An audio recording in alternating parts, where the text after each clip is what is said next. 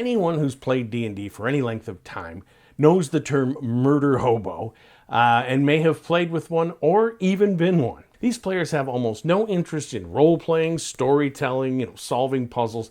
They just want to go out and kill everything they see, regardless of whether they're friend or foe, threatening or harmless.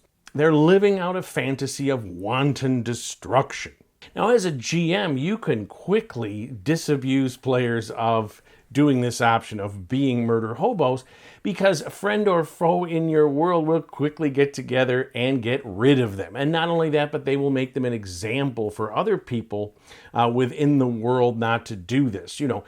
Putting their heads on spikes outside the walls of the city, or hanging their body in gibbets, until the birds pick away their remains. But that doesn't mean that you as a GM can't use the concept of murder hobos in your world. Because in fact, history is filled with people that, transgress the rules of society and go on killing sprees, or, do all sorts of horrific acts. And you can create, murderous hordes of NPCs that have to be stamped out like vermin in your world. In other words, you get to live out your fantasy of wanton destruction.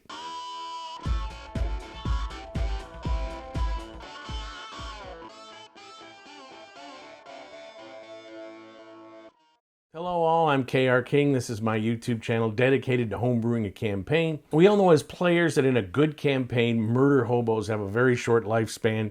GMs get rid of them as quickly as possible. But I've used the concept of murder hobos many times in different campaigns to create NPCs who break the norms of the society of the world, who transgress all the accepted behaviors and go on these violent sprees that have to be dealt with. And this concept extends to any kind of sentient creatures that organize themselves along social lines, because the murder hobo, by definition, is a transgressor. They take those limits of behavior on the social organization and they go beyond them, right? For this killing, for this destruction. And this is what will give your world some complexity and realism when the players realize, all these different monsters or, creatures that we think of as evil or something actually do have mores. We might think of orcs as being all murder hobos, only held in check by the chieftain or whatever.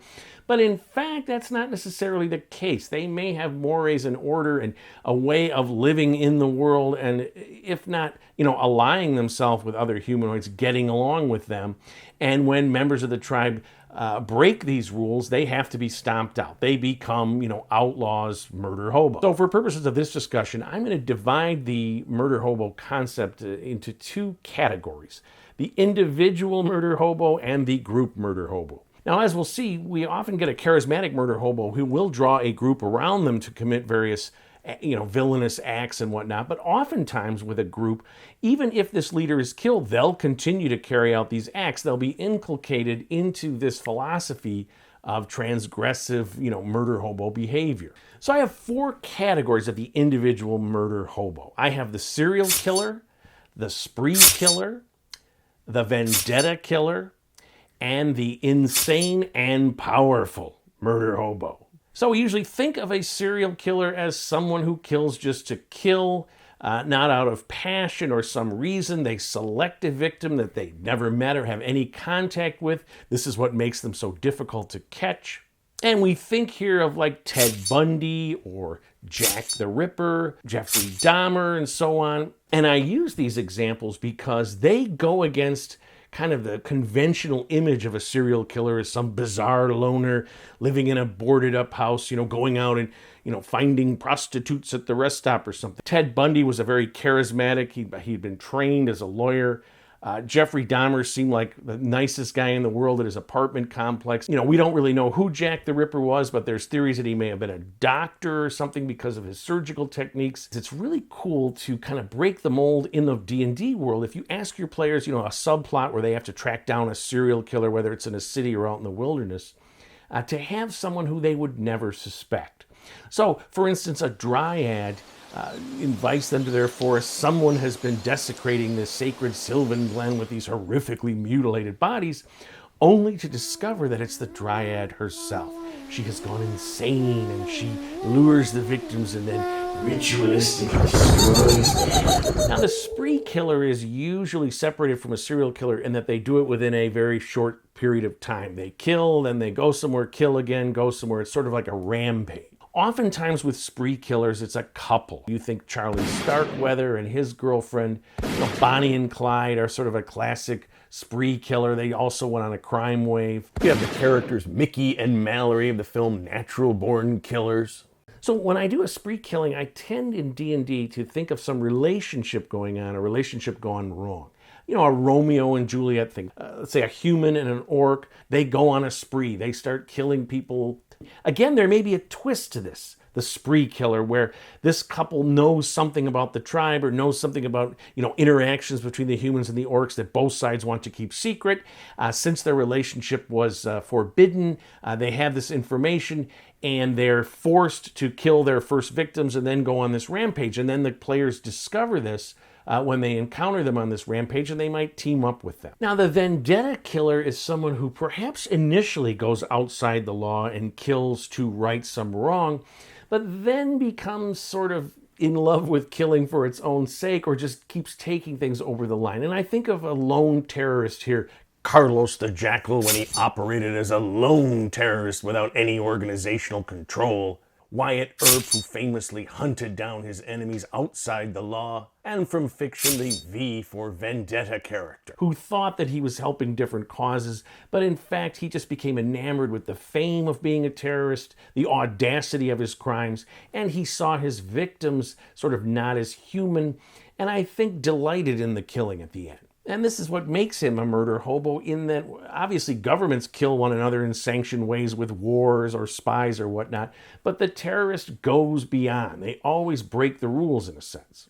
And again, in the D&D world, you might have a vendetta killer who goes against type. So a princess who appears very kindly and meek, but is in fact slowly but surely killing off all the nobles who she blames for the death of her father. So she may have been found out and had to kill that person, an innocent person, and now she's crossed a line, and she has to just keep killing anyone who finds out about her. You can go against monster types, say a Yuan-Ti pureblood, who becomes to realize that those above her don't have their best interest at heart, and she begins to work against them. And she starts killing off humans in a town that are secretly cooperating with the Yuan-Ti. Because in a more sophisticated world, the alignments given in the book, we're not that interested in that. Why should all Yuan-Ti be evil? Could there be some that were neutral or even good? Could the experiences of living with humans, spying on humans, alter their behavior or their outlook? Suddenly they realize, oh my God, everything I was doing was wrong, and they become a vendetta killer. And then the final category that I like to use for the single murder hobo is the insane but powerful figure. And this can often be the most interesting. Whether it's a high-level wizard or the patriarch of a temple or some powerful monster, something has happened, whether organically or magically, and they have gone insane. And the insane person begins to kill and act in ways that don't serve their interests. So the insane patriarch orders a crusade against all unbelievers and begins pointing out various people in the city that everyone's going, well, wait a minute, that person's not an unbeliever. And then you become one, and it turns into a witch hunt environment. And think about this for monsters as well. We always think of mind flayers as being wholly evil and whatnot, but what if one went insane? What if they began a war on the other mind flayers? Or what if they became a messiah to the gift? They decided, we've done wrong by them. We must, cure their insanity. And the other mind flayers are like, what, are you insane? Yes, in fact, he is totally insane. And this insanity creates behavior that, again, is not only totally not in the interest of the creature, but it reflects the idea of the murder hobo, the transgressive kill and do things that eventually you just have to either be cured of your insanity or they must be stomped out. Death group murder hobos include the criminal gang, terrorists, and the death cult messiah hobos. Now, when you have a group of murder hobos who commit their crimes either for profit or political reasons or just for the fun of killing, you can also combine these, as I said, with a powerful charismatic figure, some kind of cult or god thing that influences them, or some kind of artifact that's affecting them. So you take a criminal gang. Usually criminal gangs have some set of rules that allows them to cooperate with other criminals, to be bribed or whatever by city officials, whatever, to limit their activities to one another, not to kill civilians, as it were. And this is an important distinction because you're going to have groups of bandits or people out, charging a toll across a bridge, this kind of thing. But these are the ones that, for whatever reason, step over the bounds and begin killing and slaughtering and getting everyone on all sides of the fence pissed at them. And there are many historical examples. The river pilots in the early 1800s on the Mississippi and Ohio River who attacked flatboats, killed people, slaughtered them, and the government finally had to move in and hang them all. And you can mix and match here. You can have humans, with orcs or ogres. You can have, spellcasters or whatnot that team up with these. Maybe they've escaped collectively from some prison or, they were going to be hung anyway. They've all got death sentences, so they have nothing to live for. Now, a politically motivated gang of murder hobos is basically a terrorist organization. And again, they can be dominated by a single terrorist, sort of Carlos the Jackal, but oftentimes all the members of this terrorist organization are equally committed, equally savage, and, committing transgressions in their action. There's different kinds of monsters that you could have. A group of fey terrorists who are determined to get the humans out of the forest. Or druids, again, humans are a scourge on nature and must be eliminated.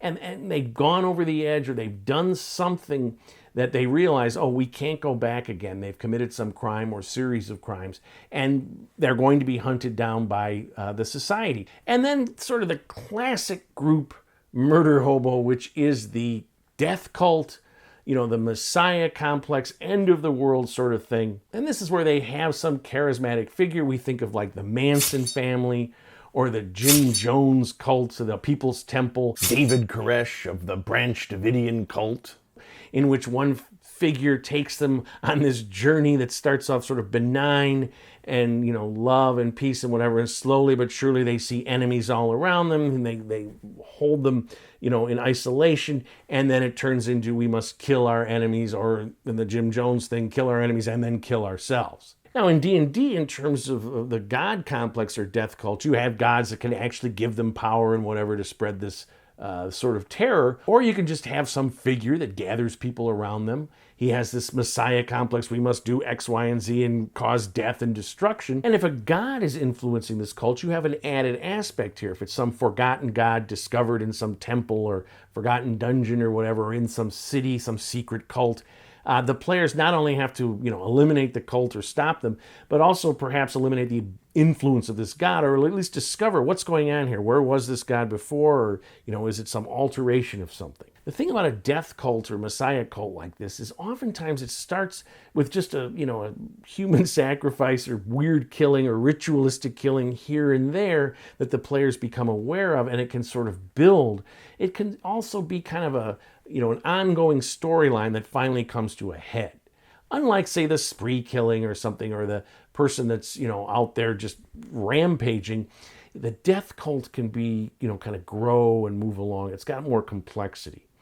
This also with the insane individual, too. They can slowly but surely become more and more insane. Final thing I would note with the murder hobo is that in order to truly have that murder hobo status, it's not going to end well for them. They're going to be, imprisoned or exterminated. There's going to be consequences that have to be paid. So even if a terrorist or vendetta killer is justified in their action, to be a true murder hobo, they have to go over the edge. They have to love killing for killing's sake. They have to go beyond, even though they've killed everyone who could possibly have hurt them, they keep going. If you have an evil creature that's insane, the mind flayer that goes insane, even if they're cured of what happened, the other mind flayers might say, I don't care. You have to be punished for this, what you've done to us. So there you have it. I think creating NPC murder hobos can lead to some great storylines, subplots, adventures. So if you like what you've seen, please subscribe, leave me some comments, tell me what murder hobo situations you've dealt with, either with players or with NPCs in your world. In the meantime, as always, keep playing D&D, my friends, and tell someone else about it.